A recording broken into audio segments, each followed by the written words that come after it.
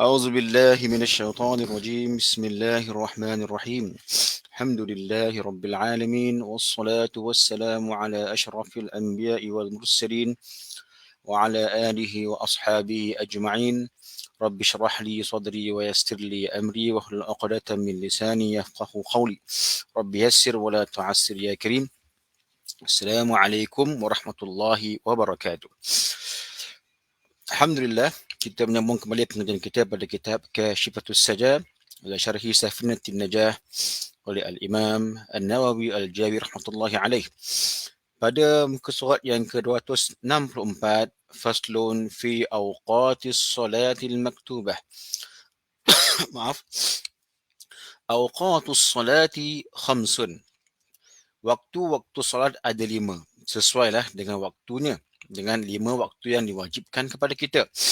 Awal waqti zuhri zawalu syamsi. Khabar dia.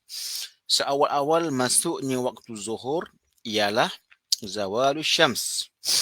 Apa tu zawalu syams? Tergelincir matahari. Tengok syarah dia kata apa?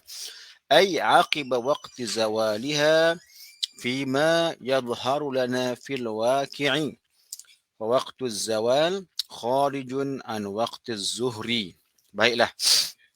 Pertama sekali, kenapa dia mulakan waktu solat ini dengan solat zuhur? Kenapa tak mulakan dengan subuh? Kerana zuhur merupakan solat pertama yang diturunkan ataupun dikerjakan. Setelah peristiwa Isra' wal Mi'raj, Nabi telah pun turun dan sampai kembali ke Makkah. Dan kemudian di siang hari itu, setelah menerima kefarduan solat, Nabi belum lagi mengerjakan fardu subuh. Okey. Dan lepas Nabi pulang berada di Mekah, barulah Jibril menurunkan kewajipan solat. Jadi, sembahyang pertama yang dikerjakan ialah solatul zuhri. Hari yang berikutnya. Baik. Apakah definisi waktu zuhur ni? Aqiba waqti zawaliha, sejurus selepas tergelincirnya matahari. Yang kegelinciran itu zahir pada mata kita. Tengok. Dia punya pengiraan ialah pada mata manusia. Walaupun tidak dinafikan boleh kita mengikut pada kiraan berbentuk falaki, tak ada masalah. Tapi kalau tak ada jam, tak ada apa, yang diambil kira ialah mata manusia. Okey? Maka waktu zawal itu, waktu gelincir itu, dia bukan waktu zuhur. Dia kharij. Zuhur ni akibat zawaliha, selepas daripada tergelincir. Adapun zawal itu sendiri bukan waktu zuhur. Terus lagi. Wa akhiruhu masiru zillis syai' wa mithlahu ghaira dhillil istiwa. Okey. Hujungnya, okey. Ketika waktu tengah rembang sebelum berlakunya gelincir matahari, sebelum waktu zuhur, waktu rembang ni kita akan nampak bayang-bayang itu kecil sahaja. Ataupun tak ada bayang-bayang. Hampirlah. Ada tempat, ada kalanya ada bayang-bayang. Tapi bila ada bayang-bayang, itu makna telah pun gelincir. Maka akhir waktu zuhur ini, hari ini kita ada jam. Itu tidak ada masalah.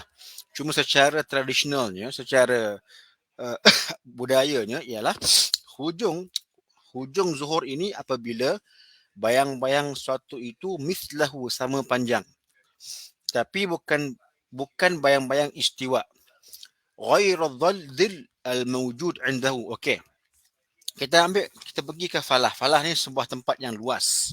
Ni cerita lama Kita tak ada bayang lah, kita dah ada jam. Ini yang saya masalah. Tapi kita baca sebagai kita punya informasi. Mana tahu kita akan gunakan kaedah yang sama. Kita ambil satu batang. Syakhs. Batang. Orang tak boleh ada bergerak-gerak. Batang. Ketika matahari tengah rembang, kita cucuk. Kita akan nampak dia punya bayang-bayang kecil sangat. Itu yang kecil itu dipanggil zillul istiwa. Dalam keadaan sebelum zawal, sebelum matahari gelincir, bayang-bayang itu ada tapi kecil sangat. Bila bayang-bayang itu telah pun makin memanjang, itu maknanya telah pun berlakunya zawal. Berlakunya kegelincir matahari ataupun masuk zuhur. Kemudian lepas gelincir matahari, bayang-bayang akan makin panjang menyamai batang itu sendiri. Kalau rajin bila buat kan, cucuk baju kayu tengoklah. Tapi terpulanglah nak buat eksperimen dipersilakan. Jadi bila makin panjang sampailah kepanjangan zillu syai' mislahu, sampailah kepanjangan bayang-bayang itu sama dengan syakhs ataupun tiang tersebut. Tapi bukan zilul istiwa. Kena ambil kira bayang-bayang yang memang ada pun daripada awal lagi. Tolak benda-benda tu. Tambah sikit lah. Bila dah tambah sedikit, dah ambil kira kesamaan dan tambah sedikit, maka itu masuklah. Itu merupakan akhirnya waktu zuhur. Okey, habis. Cuma dia kata apa? Syarah mengatakan walaha sittatu awqatin. Zuhur itu sendiri ada 6 waktu di dalam dia. Bermula waktu zuhur sehinggalah habis zuhur, iaitu masuk asar, ada 6 division pembahagian waktu padanya. Al-awwal dipanggil waktu fadilatin. In fa'ala as-salata fih يثاب عليه ثوابا أكمل من ثواب فعلها فيما بعده. Dipanggil awal waktu zuhur. Jikalau dikerjakan solat ketika itu, maka pahalanya yang paling sempurna berbanding mengerjakan solat selepas waktu tersebut. Bila waktu awal tu? Wa huwa min awwalil waqti ila ay yasira zillu syai' mithla rubu'ihi taqrira. Waktu zuhur itu awal waktu zuhur ataupun waktu yang pertama daripada 6 itu bermula daripada masuk waktu zuhur sehinggalah bayang-bayang itu zillu syai' bayang-bayang tu menyamai sepanjang 1/4 daripada objek tu sendiri. Kita gambarkan kalau objek itu panjang dia 4 meter. Tinggi sangat tu. Tak perlu pun. Tapi tak apa. Kita buat satu andaian lah untuk mudah kita kira. Kita ada batang galah setinggi 4 meter untuk membantu kita mengetahui cara masuk waktu secara tradisional. Jadi bila kita cacak sebelum zuhur, kita nampak sedikit bayang-bayang. Itu dipanggil zillul istiwa. Bila bayang-bayang itu start panjang, bermaksud telah pun gelincir matahari. Alhamdulillah. Bila bayang-bayang tersebut menyamai 1/4 daripada galah tersebut. Galah tu 4 meter. Bayang-bayang tu sampai 1 meter lebih sedikit. Itulah habisnya waktu, awal waktu ataupun waktu fadilah bagi waktu zuhur. Okey, jelas Habis. Jadi bi an yashtaghila, macam mana nak tahu tu awal waktu? Selain kalau kita tak ada pilihan untuk mengambil batang tu, apa kita punya kiraan? Masuk waktu saja, yashtaghila awwalahu bi asbabis salah, terus kita bersegera dengan sebab-sebab untuk mengerjakan solat, mengambil wuduk, bersihkan najis dan sebagainya. Contoh macam azan, tutup aurat. Wala yadurru syuqdun khafif, tapi tak mengapalah kot tengah sibuk. Tengah azan kita tengah meeting, tak apalah kita habis sikit lagi. Itu kira okey lah. Tapi bukanlah habis lama-lama, tidak. Ka'akli luqamin, macam makan sedikit beberapa suapan, bi an yashba'a syab'a syar'i, dengan sekadar mengenyangkan secara syarak sahaja, wa huwa imtida'u thuluthil im'a, dengan memenuhkan 1/3 perut sahaja. Okey. Wa kulluha 18 shibran, dan kesemua itu ialah 18 shibir, iaitu jengkal. Ya ja'alu sittat. Ini cerita pasal im'a. Subhanallah. Tengok lama kita kaji Dia kata apa? Dia kata kita punya im'a ni, kita punya usus ni, ada kepanjangan dia lah 18 jengkal. Fa yaj'alu sittata minha, 6 jengkal itu untuk minuman, untuk makanan, 6 jengkal untuk kita punya minuman, 6 jengkal lagi untuk kita punya nafas. Okey. Tapi kita pun tak tahulah. Kita main makan je. Tak tahu lah. Mana betul boleh kira 6 jengkal ke 10 jengkal ke, kita tak tahu. Wasani, habis. Itu dipanggil waktu fadilah. Kedua dipanggil waktu ikhtiar. Apakah waktu ikhtiar? Waktun yakhtaru itiyana salati fihi bin nisbati lima ba'dah. Habis saja waktu fadilah. Bila mana bayang-bayang tu telah pun sampai lebih 1/4 daripada objeknya itu, maka masuklah dia waktu ikhtiar. kita boleh je semayang lepas tu, tak ada masalah pun. Wa huwa yutimmu ba'da faraghi faqtil. Biasanya waktu ikhtiar ni akan masuk selepas habisnya kita mengerjakan waktu fadilah. Azan sahaja, kita pun pakai pakaian, buang air, ambil wudu, pergi ke surau. Yang tak jauh lah, kalau jauh tak boleh lah. Yang tak jauh, dan semayang. Habis je kita semayang, tambah 2 rakaat ba'diyah, barulah ikut kiraan tu mungkin baru masuk waktu ikhtiar. Okay? Baiklah. Yang ketiga, itu kalau kita kira dari segi perbuatan. So kali ni ada 2 cara kiraan. Kiraan dari segi objek. Okay, 1/4 objek itu. Bayang-bayang dia. Ataupun kiraan dari segi perbuatan kita. Macam mana saya nak tahu waktu fadilah tu? Awak dengar azan? Dengar. Bersegeralah pergi siap-siap. Pergilah ambil wudu. Buang air dulu. Ambil wudu. Tutup aurat. Pergi semayang. Habis semayangnya, itu waktu fadilah lah dipanggil. Dapatlah kelebihan solat di awal waktu. Okey.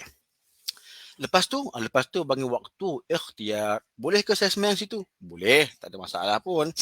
Nombor 3, waktu jawaz bila karahah, waktu yang harus dan tanpa makruh, iaitu waktu yajuzu ibqa'us salati fih bila karahah. Boleh je kita semayang tanpa makruh. Bila waktu dia? Yastamirru ba'da faraghi waqtil fadilah ila ay yabqa min al-waqti ma yasa'uha. Tengok lama. Apakah dia waktu jawaz? Habis sahaja waktu fadilah. Lebih kurang kita kata 15 minit daripada waktu zuhur tu, masuklah waktu ikhtiar dan juga waktu jawaz. Waktu jawaz ini dia akan berlanjutan sampailah berbakinya waktu zuhur yang cuma mencukupkan kita solat 4 rakaat sahaja. Kita anggarkan 4 rakaat kita ialah 10 minit. 10 minit.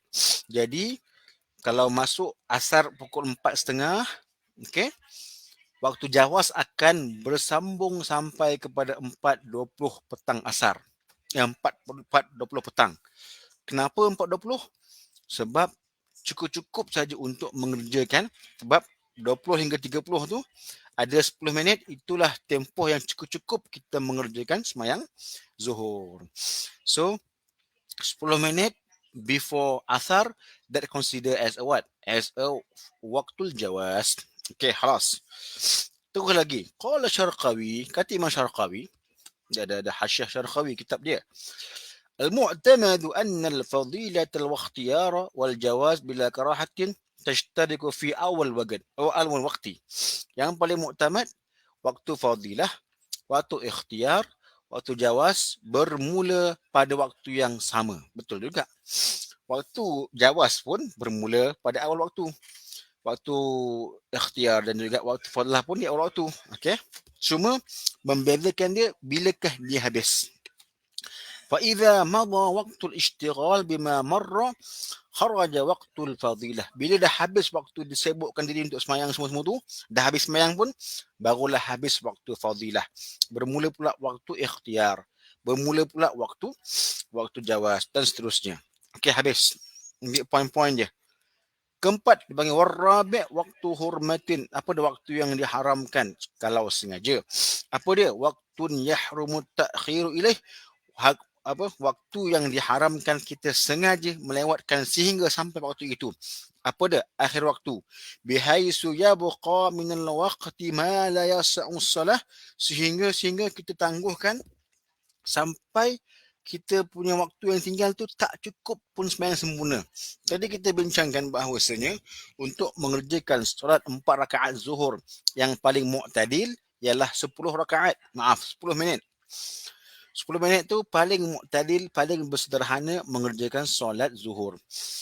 Jadi kalau 4.30 waktu asar, 4.20 tu ialah akhir waktu jawaz. Kalau kita semayang sengaja menangguhkan sampai pukul 4.25, yang mana kemungkinan kita punya zuhur akan berada di luar waktu, itu hukumnya haram. Kenapa? Kamu sengaja melakukan ataupun menangguhkan solat zuhur sehingga berpotensi sebahagiannya berada di luar waktu zuhur. Yalah, zuhur kan 10 minit.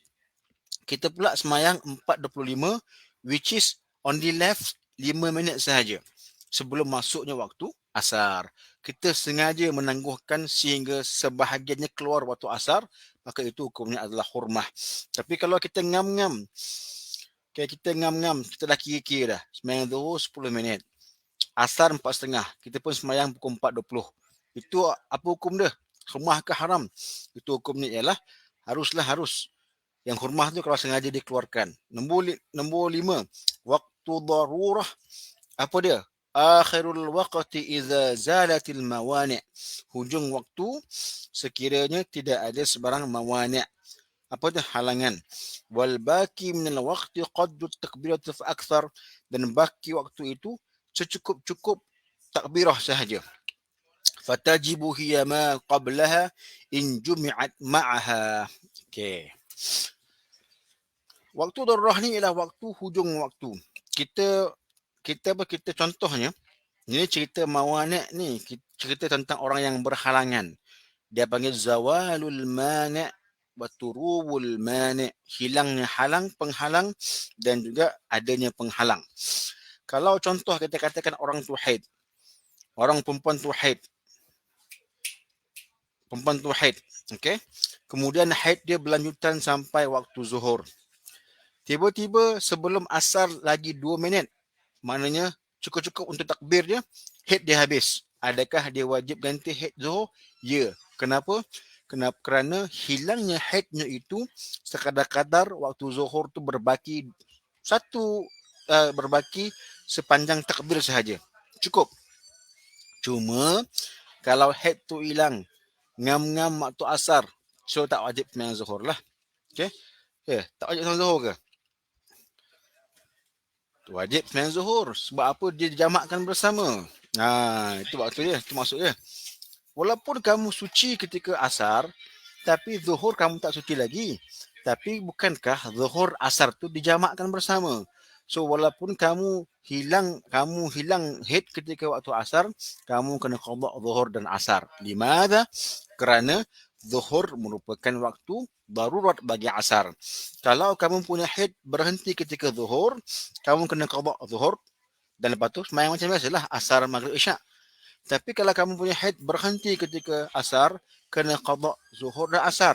Orang akan tanya, tadi masa zuhur saya ada haid lagi, asar ni baru bersih.